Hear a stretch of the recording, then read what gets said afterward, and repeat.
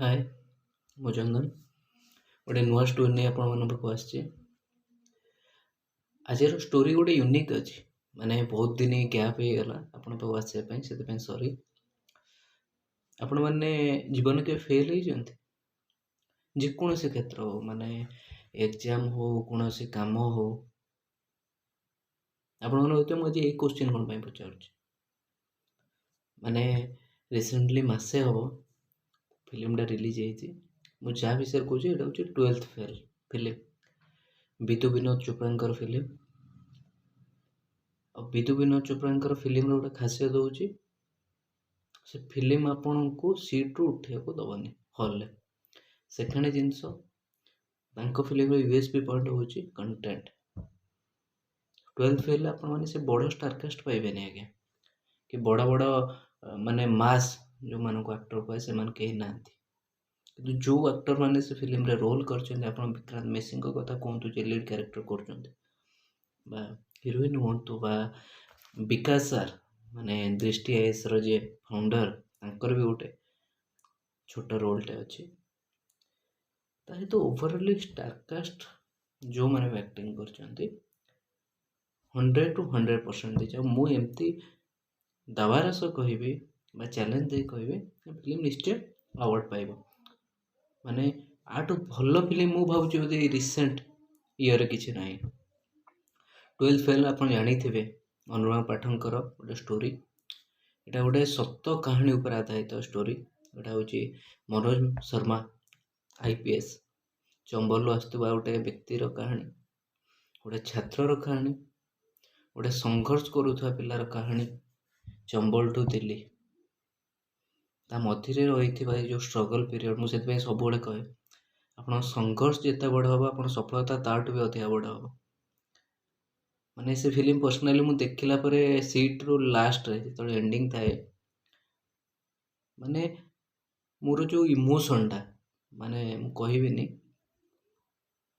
ପ୍ରଥମ ଜିନିଷ ହେଉଛି ଗୋଟାଏ ଜିନିଷ କହିବି, ଫିଲ୍ମ ବା ଆମେ ଜାଣିଛେ ଗୋଟେ ଫିଲ୍ମ ଦେଖିଲେ ମାନେ ରିଅଲ୍ ନଥାଏ, କିନ୍ତୁ ଯେତେବେଳେ ଗୋଟେ ବାୟୋଗ୍ରାଫି ଉପରେ ହେଉଛି ସେ ଲୋକର କାହାଣୀକି ବହୁତ ଲୋକ ଇନ୍ସପାୟାର କରିଥାଏ। ସେ ଯେକୌଣସି କ୍ଷେତ୍ରରେ କଥା ହୁଅନ୍ତୁ, ଆପଣଙ୍କ ଜୀବନରେ ଏକ୍ଜାମ୍ ହଉ, ଜବ୍ ହଉ, ଯେକୌଣସି କ୍ଷେତ୍ରରେ ମଣିଷ ଯେତେବେଳେ ଫେଲ୍ ହେଇଯାଏ ବା ଅସଫଳ ହେଇଯାଏ, ଗୋଟେ ଜିନିଷ ଭାବେ ମୋ ଭାଗ୍ୟରେ ଏଇଟା କ'ଣ ପାଇଁ ଥିଲା, ବା ମୁଁ କାହିଁକି, ଭଗବାନ ମୋ ସହ ଏମିତି କାହିଁକି କଲେ। କିନ୍ତୁ ସେଇ ଟାଇମ୍ରେ ଆଉ ଗୋଟେ ପିଲା ଯିଏ ଫେଲ୍ ହେଇଥିବ ସେ ସେଇଠୁ ରିଷ୍ଟାର୍ଟ କରେ। ହାରିବାର ନାହିଁ, ଆଗକୁ ଯିବାର ଅଛି। ସେଇ କାହାଣୀ ମନୋଜ ଶର୍ମାଙ୍କର। 4th ଆଟେମ୍ପ୍ଟରେ IAS ହେଉଛନ୍ତି, IPS UPSC ଏକ୍ଜାମ୍ ଦେଇ। କିନ୍ତୁ ସେ 4 ବର୍ଷର ଜର୍ଣ୍ଣି, ଗୋଟେ ଚମ୍ବଲରୁ ଗରିବ ଘରର ପିଲା, ବାପା ଗୋଟେ କ୍ଲର୍କ ଅଛନ୍ତି, କିନ୍ତୁ ବାପା ସତ୍ୟ ମାନେ ଲାଞ୍ଚ ନେବେନି କହିକି ଚାକିରି ବହିଷ୍କାର ହେଇକି କୋର୍ଟରେ କେସ୍ ଲଢ଼ୁଛନ୍ତି ଯେ ମୁଁ ଠିକ୍ ଅଛି। ବୁଢ଼ୀମା ସବୁବେଳେ ନାତିକି ଇନ୍ସପାୟାର କରୁଛି, ସତ୍ୟ ପଛରେ ରୁହ, ହାରାମିର ପଇସା ଖାଇବାର ନାହିଁ।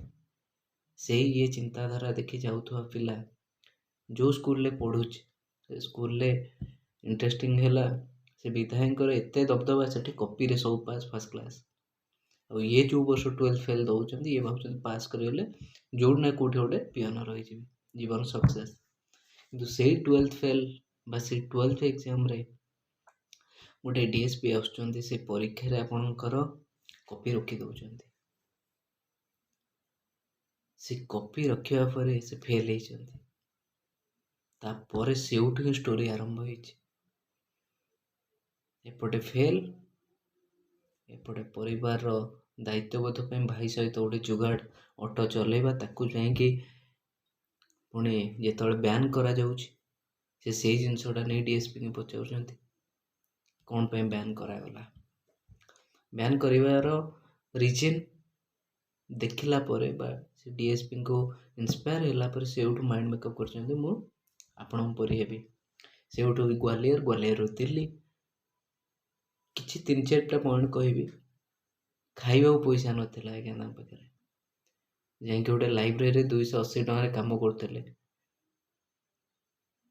ଗାର୍ଲଫ୍ରେଣ୍ଡ ପାଖରେ, ମାନେ ଯାହାକୁ ଭଲ ପାଉଥିଲେ, ମାନେ ତାକୁ ବି ପାଇବା ପାଇଁ ଏତେ ଜିତିଥିଲା। ଆଜିକାଲି ଲୋକ କୁହନ୍ତି ଏ ଲଭ୍ରେ ମାନେ ଫେଲ୍ ହେଇଗଲେ ବା ସେ ଝିଅ ଜୀବନ ବର୍ବାଦ କଲେ, ଏ ପୁଅ ଜୀବନ ଆଜ୍ଞା ନଥାଏ। ଯଦି ଭଲ ପାର୍ଟନର୍ ମିଳୁଛି, ଭଲ ସାଥୀ ମିଳୁଛି, ଯେଉଁମାନେ ଆପଣଙ୍କୁ ଇନ୍ସପାୟାର କରିବେ ଆପଣଙ୍କ ଜର୍ଣ୍ଣିରେ, ସେମାନଙ୍କ ସହିତ ବହୁତ ଭଲ। ଗୋଟେ ଅଟାକଳା ଯାଇ କାମ କରିକି ତା ବାଦ ପ୍ରଥମ ଆଟେମ୍ପ୍ଟରେ ଫେଲ୍, ସେକେଣ୍ଡ ଆଟେମ୍ପ୍ଟରେ ଫେଲ୍, ଥାର୍ଡ଼ ଆଟେମ୍ପ୍ଟରେ ଫେଲ୍, ଫୋର୍ଥ ଆଟେମ୍ପ୍ଟ, ମାନେ ବୁଝୁଛନ୍ତି 4 ବର୍ଷ ଗୋଟେ ଲୋକ କ୍ୟାରିୟର ବର୍ବାଦ କଲା ପରେ ଚତୁର୍ଥ ବର୍ଷ ହେଉଛି IPS। ସେ ଷ୍ଟ୍ରଗଲ୍ ପିରିୟଡ଼ରେ ବାପାମାନଙ୍କ ସହଯୋଗ ଆବଶ୍ୟକ ଥାଏ।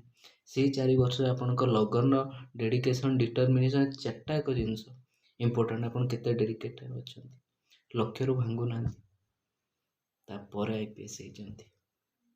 ସେଇ ମନୋଜ ଶର୍ମାଙ୍କ କାହାଣୀ।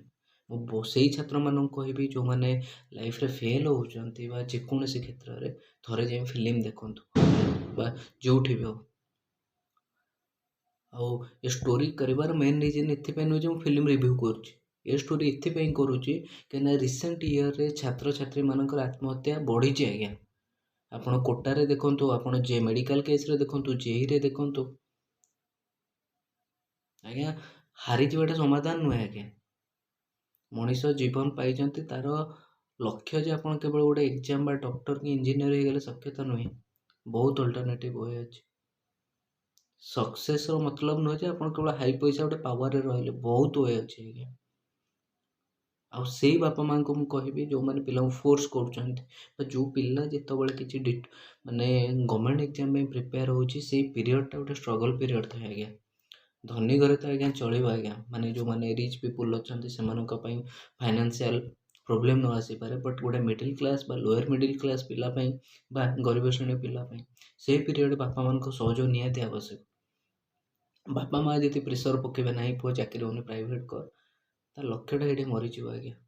କିନ୍ତୁ ସେ ଛାତ୍ରକୁ ବା ଛାତ୍ରୀମାନଙ୍କୁ ମୁଁ ଏତିକି କଥା କହିବି, ଲକ୍ଷ୍ୟପତ୍ର ହାରନ୍ତୁ ନାହିଁ। ଜୀବନରେ ବହୁତ ଅସଫଳ ଆସିବ, ଅସଫଳତାର ସ୍ୱାଦ ଚାଖିଲେ ଆପଣ ସଫଳତାର ସ୍ୱାଦ ଚାଖିପାରିବେ।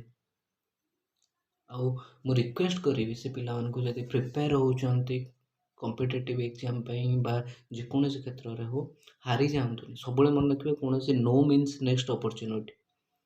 ଜୀବନର ଆରମ୍ଭ ଯେକୌଣସି କ୍ଷେତ୍ରରେ ହଉ, ଯଦି ଆପଣ ହାରୁଛନ୍ତି ଆପଣ ଶିଖୁଛନ୍ତି, ଏଇଟା ହିଁ ସବୁବେଳେ ଭାବିବେ। ଆଉ ଏକ୍ଜାମ୍ରେ ପାସ୍ କରିଯିବା, ଇଏ କରିଯିବା ଯେକୌଣସି ଠିକ୍ ଅଛି, ଆପଣ ଦରକାର ଅଛି, କିନ୍ତୁ ତା ପାଇଁ ଆପଣଙ୍କ ମୂଲ୍ୟବାନ ଜୀବନକୁ ହରାନ୍ତୁନି, ଯାହାଦ୍ୱାରା ଆପଣ ବହୁତ ଜିନିଷ ହରାଇବେ। ହୁଏତ ଭଗବାନ ଆପଣଙ୍କ ପାଇଁ କିଛି ଭଲ ରଖିଥିବେ। ହାରିବାର ସ୍ୱାଦ ଯିଏ ଚାଖିଛି ଆଜ୍ଞା, ସେ ସଫଳତାର ସ୍ୱାଦ ମଧ୍ୟ ଚାଖିବ। ତା ପାଇଁ ଗୋଟେ ସର୍ଟନ୍ ପିରିୟଡ଼ ଆବଶ୍ୟକ ଥାଏ। ସେ ଷ୍ଟ୍ରଗଲ୍ ପିରିୟଡ଼ ଆପଣ କେତେ ସର୍ଭାଇଭ୍ କରୁଛନ୍ତି ସେଇଟା ଇମ୍ପୋର୍ଟାଣ୍ଟ ଥାଏ।